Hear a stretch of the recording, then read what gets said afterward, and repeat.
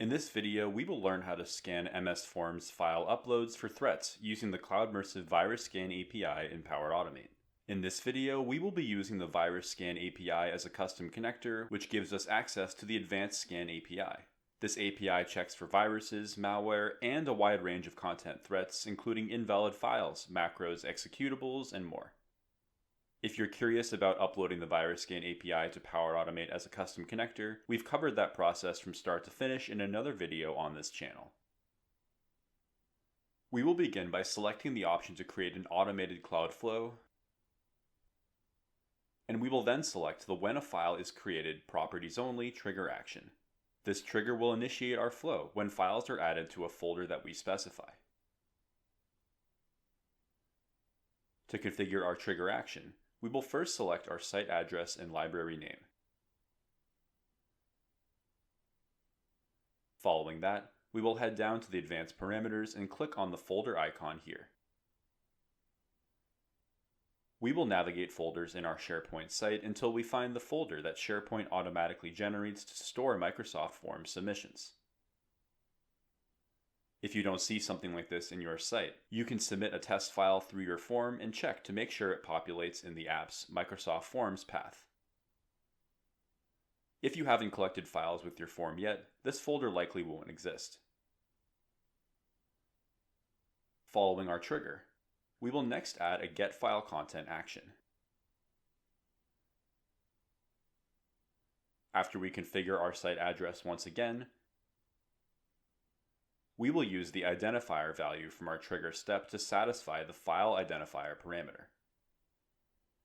This will bring file bytes from the most recent form submission into our flow. We will now implement our virus scanning action. Like I mentioned before, we will be using a custom uploaded version of the Cloud Immersive Virus Scan API in this flow. To find custom connectors in our flow designer, we will simply click on the Add Action button, and then click on the Connector Type dropdown. This will display all the custom connectors that we've uploaded.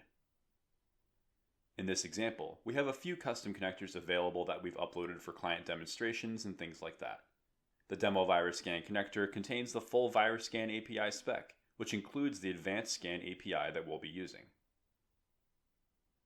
After we open our custom connector, we will select the Advanced Scan API iteration right at the top, and we will then configure our request by passing down the file content and file name values from prior actions in our flow.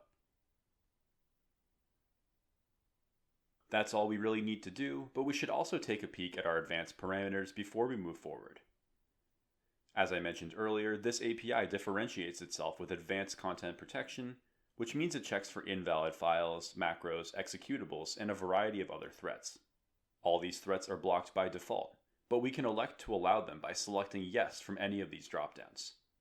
For example, if we expect form responders to share files with macros, we can set the Allow Macros dropdown to Yes. After we've configured our request, we will save our flow and initiate a manual test. Testing our flow manually means uploading a file through our Microsoft form, which will trigger our flow after it populates in the target folder on our team site. In this example, I will be testing my flow with an inert example of a PDF with a JavaScript injection.